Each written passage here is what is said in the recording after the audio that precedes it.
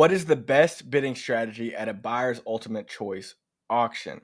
Hi, my name is Taylor Malone. I'm a licensed real estate agent at SoldASAP LLC. I've been watching my parents, who are two auctioneers, John and Tazi Malone, do buyer's ultimate choice auctions for the majority of my life, and I've got to help handle and work on these auctions as well. So I want to talk about the optimal bidder strategy. So let's understand the rules of a buyer's ultimate choice auction, the way we do them at least. Rules of the game. Property is divided into multiple tracks. Bidders can bid on individual tracks. However, in the last 24 hours, the combination window opens. Bidders can now bundle multiple tracks into single bids, whether you want one track, two track, or all of them. Any combination, you can bid into one single bid. Our system calculates bundles, or the bundle that creates the highest total revenue for the entire property, right?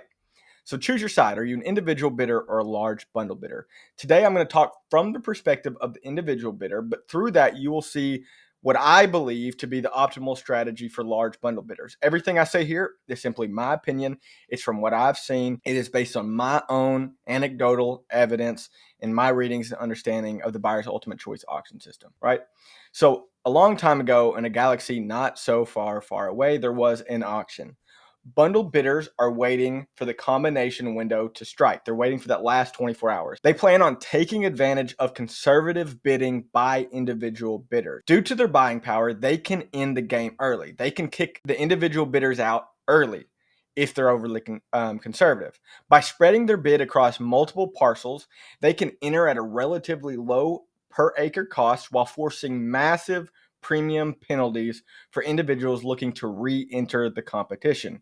However, the individual bidders have first movers advantage and must strike fast and early and aggressive to stay in the game, right? So what I'm saying here is big bundle bidders, people who want to bid on the entire property or a large portion of it, are waiting on the combination window to strike, right? A lot of times they may play the individual game a little bit, but they're really waiting for this combination window to strike to ensure they get everything they want.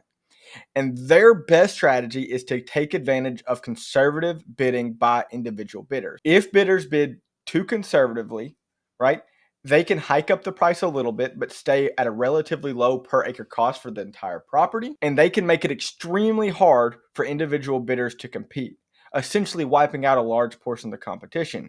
However, if individual bidders know the strategies I'm going to talk about, in my opinion, they actually have the advantage over big bundle bidders if they work together. And I'll explain. So the individual's defense.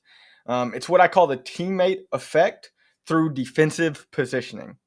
Your optimal strategy, if you want to bid on an individual lot or just a couple small lots, is to bid new or near true valuation early and aggressive before the bundle window opens. Now, when I say true valuation, I mean how much you think the property's worth, how much you're willing to pay, not how much I think, not the seller, not everybody else in the playing field, how much you're willing to pay. Bid that early and aggressive if you want an individual lot before the bundle window opens. This helps your teammates help you. What? Teammates? Yes. Your teammates are other individual bidders. Now, while they may compete with you on individual lots, y'all share a common interest against large bundle bidders. By utilizing self-interested defensive positioning, and when I say defensive positioning, in basketball, I coach youth basketball. Defense is the best offense. That's what we say a lot. In buyer's ultimate choice auctions, offense is the best defense. So by bidding aggressive and early, you are positioning yourself defensively, and it benefits other individuals who are facing the same threat that you face against bundled bidders. And in return, helps you. Why does this strategy work? Why does bidding aggressively early as an individual before the bundle window open, why do I believe it's the most optimal strategy? Well, for one, it makes bundling more expensive. If you bid conservatively and everyone in the playing field as an individual bid conservatively, a large bundle bidder can hike up the price a little bit but stay below the property's probably true value. But when they do that, they can make it extremely expensive for the individual bidders to get back in. However, if individual bidders bid aggressively and closer to the true valuation, it forces bundlers to pay a premium across the entire bundle. This potentially wards off competition. Just like the bundled bidders are trying to get you out of the game early, you can try to keep them out of the game early.